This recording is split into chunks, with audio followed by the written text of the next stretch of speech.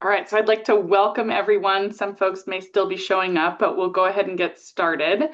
I am very pleased to introduce Nurit Katz, who's with UCLA. She's the Chief Sustainability Officer, and she and I sit on the Partnership Coordinating Committee through the California Natural Resources Agency. So we've crossed paths there, but she's also deeply involved in urban biodiversity topics as well as the Zone Zero topics. And so maybe after decisions made on Zone Zero, we get a new presentation on that so that we all know what we're in for. But we appreciate you being here today. There's a lot of urban area in the Southland. So we cover Ventura, Los Angeles, Orange, and then the western side of San Bernardino and Riverside. And while there are areas definitely that include wildlands, there are a lot of areas that include kind of a concrete jungle. And so we're going to learn a little bit today about some of that urban biodiversity and things that we can do to support it and record it and make sure that we're engaging in a way that helps those creatures that are adapting to our urban environment. So Nurit, the floor is yours. Great. Well, it's really nice to meet everybody, and I'll be presenting briefly today on urban biodiversity. I'm going to go off camera while the slides are on screen, and really welcome any kind of conversation. Oh, ignore the date on this. I've given 2 of these presentations for Power in Nature, so today is not February 23rd. It is March 23rd. But yeah, I wanted to talk about urban ecology and conservation in cities. As a member of the 30 by 30 Partnership Coordinating Committee, obviously a major focus of 30 by 30 is conservation of lands and waters. But there's also within that initiative what we call complementary measures. And cities are also very important for biodiversity, for connectivity, and especially for connecting people and nature. So that's what I'll be talking a little bit about today. I could talk for hours. I will try to keep this presentation brief so we have time for a little bit of dialogue and questions. So, a lot of people think of cities only in terms of negative impact on habitat and, as someone said earlier in the meeting, a concrete jungle. But especially in recent years, as urbanization has increased, there's kind of a growing recognition of urban ecology and the nature that remains and is developing in cities, and how we develop cities has a huge impact on how negative or positive a city can be in terms of ecological impacts. This is a red-tailed hawk in Los Angeles, in Koreatown, perched on a balcony, definitely a very urban setting. But these hawks were nesting nearby and successfully raising young. So there's a lot more life, particularly I'll be talking mostly about Los Angeles, which is where I'm based, but in all of our cities in California, if you take the time to look, there's a lot more of nature and living things that are managing to survive in these spaces, and a lot that we can do to protect them. So the context of this presentation is Los Angeles. Again, people think of it as a sprawling metropolis, a concrete jungle, but it's a very unique city in terms of having the Santa Monica Mountains right in the middle of it, which is a major area of biodiversity, including sensitive species. LA County in general, as part of the California Floristic Province and a biodiversity hotspot, we have over 50 endangered species and more than 4,000 different species within LA County. So much left to protect. And some of that is in these kind of interstitial spaces within urban ecology. Just to give you kind of a sense of this is the San Fernando Valley near where I live. And there is an important open space there called the Sepulveda Basin. It's actually a flood basin. But I wanted to give you context for the next photo I'm going to share. So this little lake right here is a small wildlife reserve, not a lot of acreage, nestled between 2 freeways here. There's the 405 and the 101. But this is the location where I captured this photo, which for me kind of echoes Wendell Berry's piece of Wild Things in the kind of sense of serenity that it brings. And, so these moments of beauty, these moments of peace are really right there in the heart of the city. and all around us in our neighborhoods. And so a lot of my work in Los Angeles is about protecting those spaces we have left, thinking about habitat within the city, working on the city's biodiversity planning. So I'm part of the city's biodiversity expert council, and many of these sort of intersecting issues, which I'll touch on today. So the City of Los Angeles established a biodiversity program in 2017 with a council motion, and our expert council and staff developed a set of metrics to try and think about how we measure biodiversity in a city. It was based on the Singapore Index, which is a national set of metrics, international, but we adopted that for Los Angeles. And so there's 25 metrics in these 8 categories. We track habitat quality, indicator species, threats like wildfire, access to biodiversity and that human connection, K through 12 education, community science, and then governance and management. So the program has, we did an initial index in 2022, and a monitoring report in 2025. LA City is unfortunately in a budget crisis right now, and the funding has been paused for this program, which is unfortunate. But the city is doing a climate implementation plan, which will be coming out this spring, and does include some aspects of nature and ecology. So we will continue to, support the work that's been done and think about how we move forward. And we're still very much, the program is still active, even if underfunded and understaffed at the moment. And this biodiversity work in LA has been recognized statewide and also internationally. The California Global Biodiversity Alliance helped develop a broad coalition a delegation from across California to join the government delegation in COP16 in Colombia in 2 years ago, 2024. And then this year at COP17, which will be in Yerevan, Armenia this fall, LA City will again be represented in the world. But many challenges remain, lots of work to get done. In our 2025 monitoring report, a lot of the kind of status updates on these metrics, we had to put unknown because we don't have updated data. So there's a real need for continued funding, data, science, et cetera. Part of that work is looking at equity. So I just want to acknowledge for Los Angeles, and certainly probably for other cities, the distribution of nature is not equitable and is often tied to historic redlining practices and racist planning practices, essentially. And so a lot of the work in Los Angeles is focused on rectifying that. There are areas of the city with extremely low tree canopy and low biodiversity. And so, I have a number of hats. I'm speaking more today from my UCLA perspective, but I also serve as vice president of the board for LADWP, and we fund, we meaning DWP, fund a shade tree program. For example, we've invested in 53,000 trees around the city in recognition of the fact that trees not only provide human health and wellness and biodiversity benefits, but also energy efficiency and climate resilience as we're facing extreme heat. So all of these things intersect.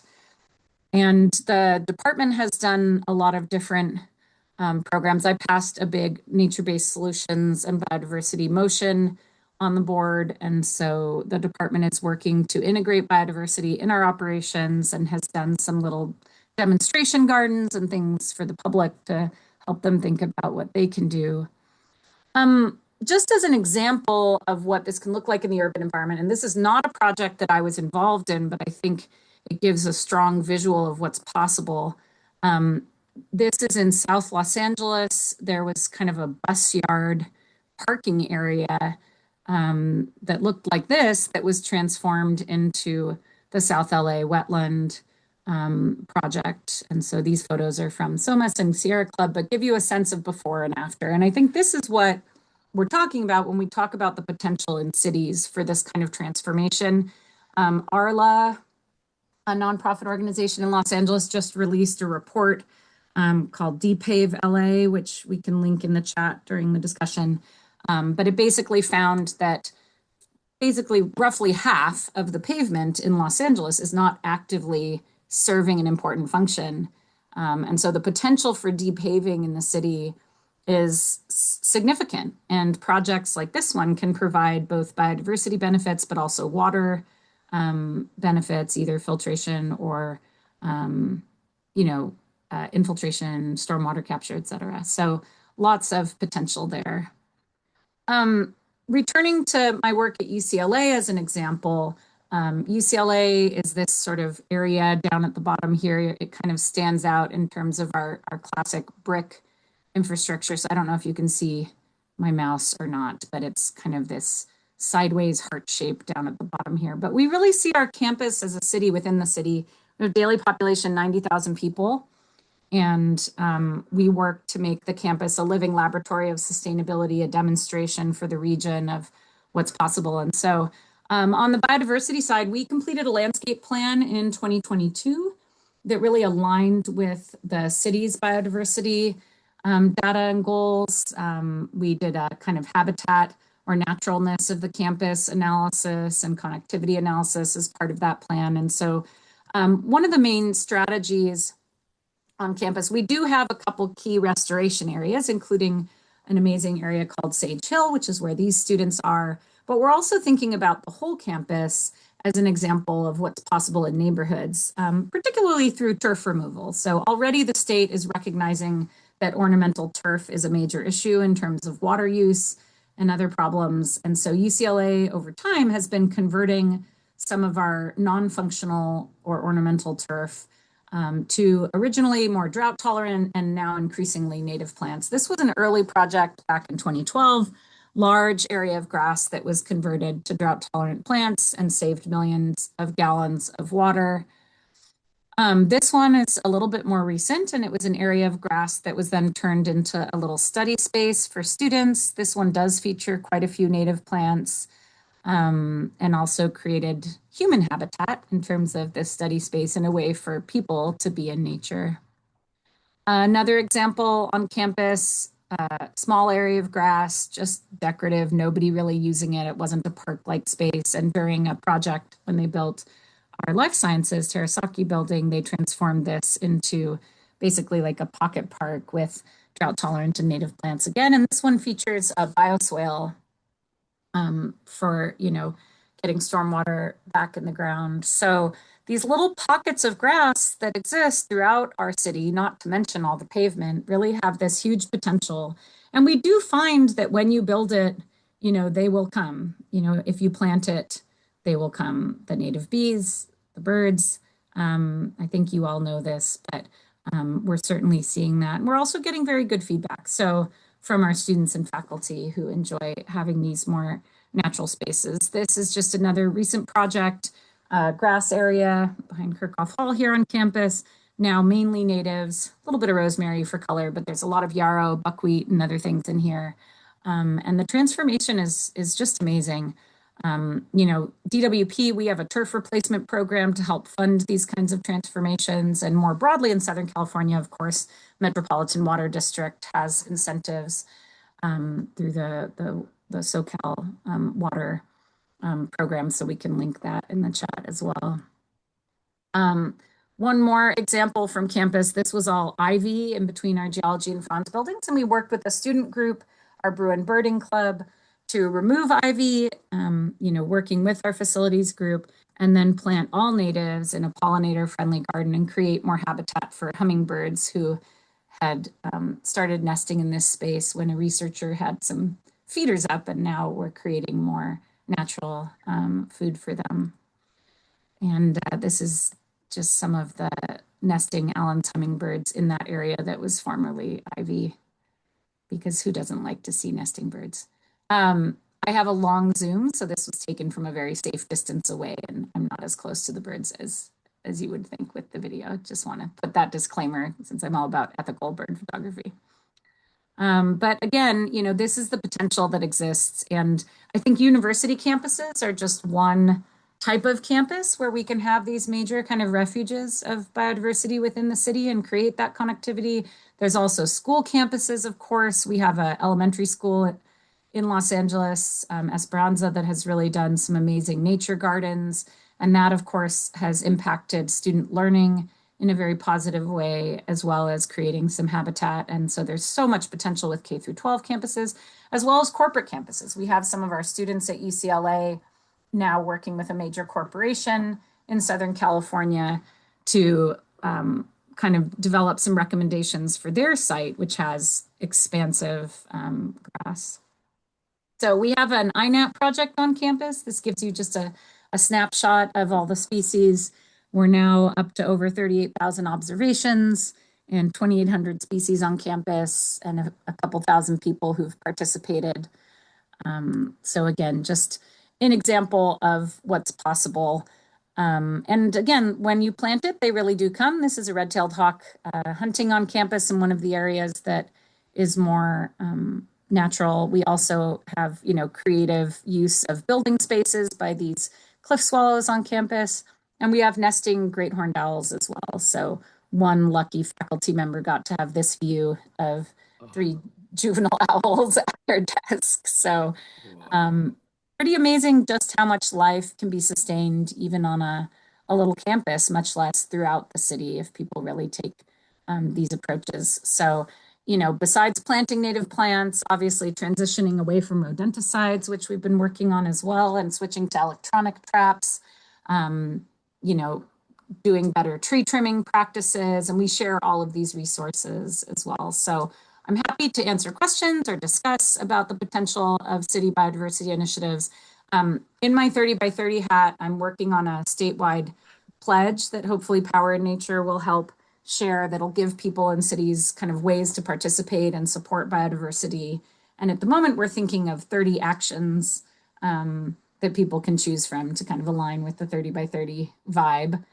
So it'll be things like the ones I was mentioning about tree trimming or engaging in community science or joining Power in Nature. We're planning to give you guys a shout out on there. So yeah, happy to answer any questions or chat. Great. Those were inspiring photos. And I just have to, I'll start with my mom, even though it's not a question. The conversion of the space at UCLA from your heyday years there. What do you think? Oh, wow. I mean, just wow. There is a place for grass for people to spread out, but it doesn't need to be everywhere in tiny places. Yeah, thank you. Amazing. I should have mentioned, because I didn't in this presentation, but oh, hi, Tim. The grass areas on campus that are more park-like spaces where the students are picnicking and really using the grass, those will remain grass. So we do have these kind of park areas, the sculpture garden, Jan Steps. There's some areas like that, Dixon Court, that will remain grass. But it's all these little pockets of just ornamental turf that aren't really useful are the ones that we're targeting for native plant transformation. Now, are those, do you think, going to get in trouble with Zone 0? That is a longer, more complicated question because UCLA is a kind of unique organization with our own fire marshal, and the Zone 0 regulations are still being developed. So I can't really speak to that on this call, but hopefully not. But yeah, as I know you've been looking into deeply, these questions about how we manage defensible space throughout the state are really critical, particularly for Southern California, where in some of our dense urban neighborhoods, Zone 0, which is, for those not familiar, the 5 feet around a structure, is sometimes all the green space that people have. And so if the state does take an approach that is zero vegetation, that has significant impacts for Southern California. LA County Planning did a map that's very helpful, which I can link in the chat. And for some neighborhoods like Silver Lake, 20% of the tree canopy of the neighborhood is in that 5-foot zone. So a lot of significant considerations. I know many different community organizations, nonprofits, et cetera, have submitted comment to the Board of Forestry asking for a more flexible approach where our fire departments down here could use their discretion. LAFD and the city actually passed a formal approval of the options 2 and 4, which allow more vegetation. So things are still being sorted out in terms of statewide rules, but I certainly am hopeful that whatever rules they decide on will be science informed and that they are taking this sort of stakeholder input into account. I will say we had an excellent speaker. So I've been facilitating a scientific discussion group on this topic, and we've been looking at a lot of different papers. And the reality about vegetation and fire is complex. It's not so simple. Vegetation can be a source of ignition, but it also, we've had firefighters who spoke in the group who said that, you know, their teams took shelter behind hedges during ember storms because the vegetation can block the embers. So it's really a mix. It's really difficult. And I think policy making under uncertainty is hard. So yeah, I do hope that it'll be science informed. But I brought that up because we had a presentation from a leading scientist who really developed a lot of these concepts. And he was saying in our communications afterwards that he is a little frustrated by the language that people use around fire, which is, you know, defensible space. These are very warlike terms, home hardening. All of this kind of implies that we're able to battle fire rather than learning to live with it. And so with that in mind, I will share, since a number of you are in the Los Angeles area, and honestly, even if you're Orange County or Ojai, you should drive out. We have an exhibit right now at UCLA's Fowler Museum called Fire Kinship that is in partnership with many tribes in California. And it has a bunch of really interesting historical information about cultural use of fire and the relationships of, you know, original caretakers and fire. And then it has some beautiful art by different Native artists. And the exhibit is leaving soon on April 12th. So if you have not been over there, I would really recommend it. Is very worthwhile if you are thinking about fire resilience in any way, and we'll give you kind of some good perspectives on that. That was a very long answer, sorry, but I do get passionate about these, you know, fire related topics, especially after everything our communities have been through in the past year. Other questions or ideas or connections? Marcia, go ahead. Yeah, first, Nurit, I just want to say how much I appreciate that you're here in Los Angeles, in Southern California, speaking the way you are and understanding the way you are, because I grew up in South Pasadena, which has got, you know, right near the Arroyo Seco, learned somewhat about the importance of nature, but it really wasn't until I lived in Orange County for a number of years and helped to protect the Bolsa Chica wetlands, where I really started understanding the kinds of things that you're talking about here. And when I moved back to LA County 30 years ago, I felt like I was just a single voice in the concrete wilderness, and nobody was talking about biodiversity or the importance of other species. It was all human related, and there's still so much of that, of course. But I'm so grateful that you're there with your voice at UCLA. I haven't been on the campus in a while, so I'm thrilled to see some of what you've created there. And I also would love to get you on out on a tour near the coast, because we have about, I don't know, 7 or 8 parcels of land that are in either semi or even real natural states surrounding the Ballona Wetlands Ecological Reserve, which is a square mile of land that we miraculously protected, although it's still in need of protection, unfortunately threatened again. But I'd love for you to see some of these places that, you know, the reason we've got them onto the 30 by 30 list was because we realized how, you know, this whole island biogeography theory, that the more space you have together nearby, the more species you can help protect. And you know, we have 7 endangered species and dozens of species on the state's list of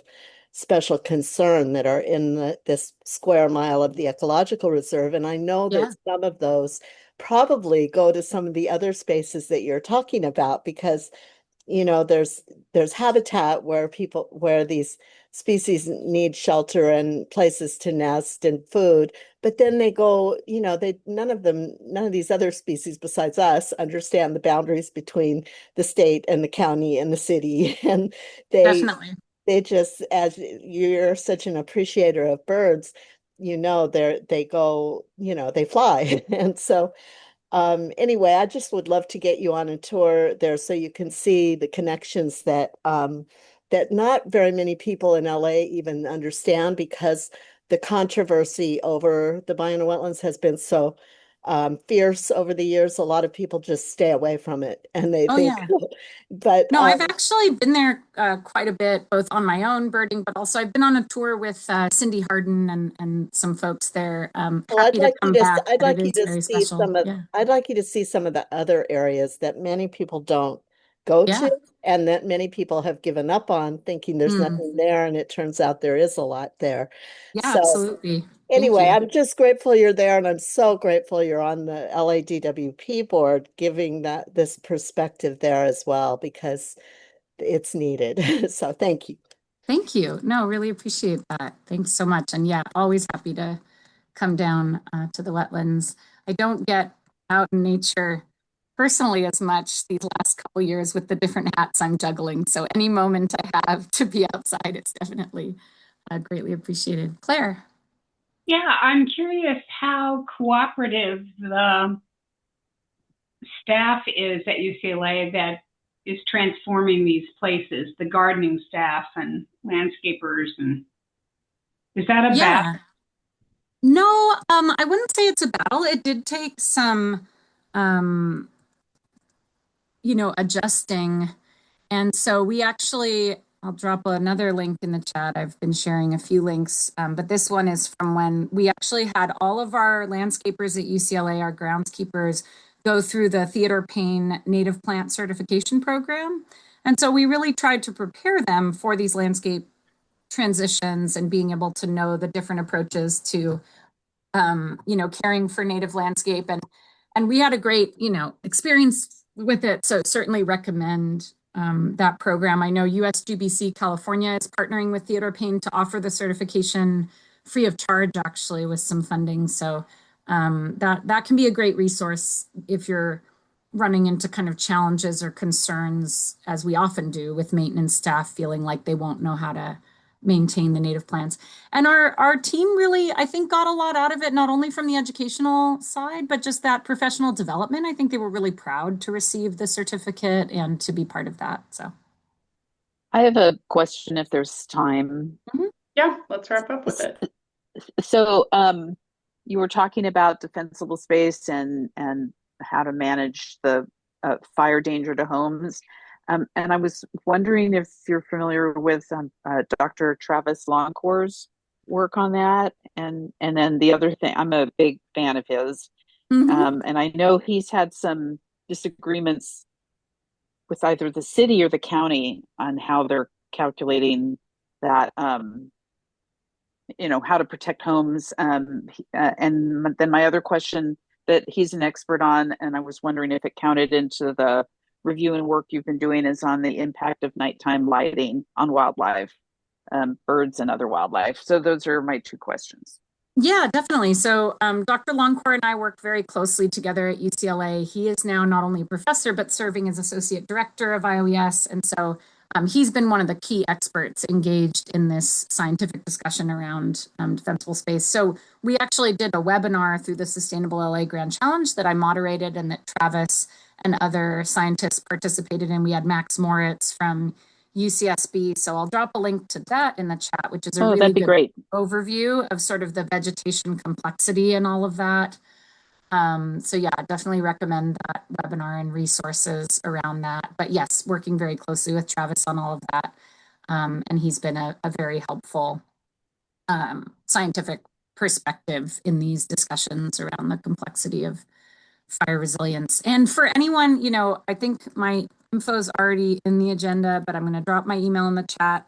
If anyone wants to join those conversations, they're not restricted to LA. We have some folks from Orange County, Diamond Bar, who are part of it, Berkeley.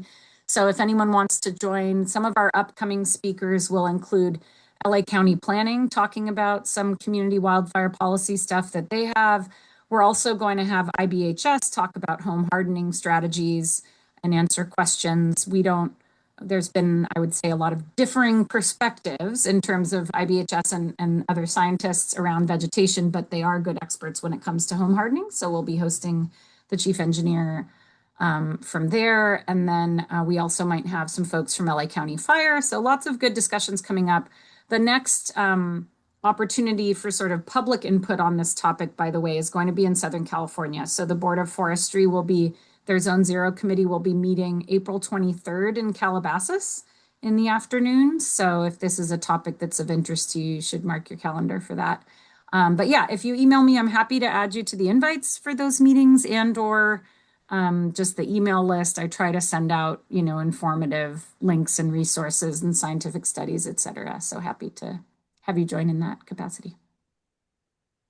Thank you so much, Nurit. We so appreciate the information, and I'll just speak for everybody the hope that brings to us in terms of everyone always writes Southern California off, and the folks that are here, I think, clearly see the potential, whether it's at the wildland-urban interface, in true wildlands, or in the inner city. And so we appreciate you reminding us that there is a place for people, plants, and wildlife. And for everyone, just to let you know, I've been grabbing every link she's got in the chat, and it's already in the minutes. So thank you. Don't There's feel probably like you more. have to... I might send you some more by email, but I tried Okay, to that's fine. put the Absolutely. ones that I referenced while I was talking. I'm sure there's others that I can send. Perfect. So I've got your email in there, the museum info, and then all the other things that you were mentioning, like DPAVE LA, et cetera. So folks can use that as a reference, and I'll go ahead and Oh, that's what I forgot was DPAVE LA. I will add Oh, that link now. Thank you. yeah, no problem.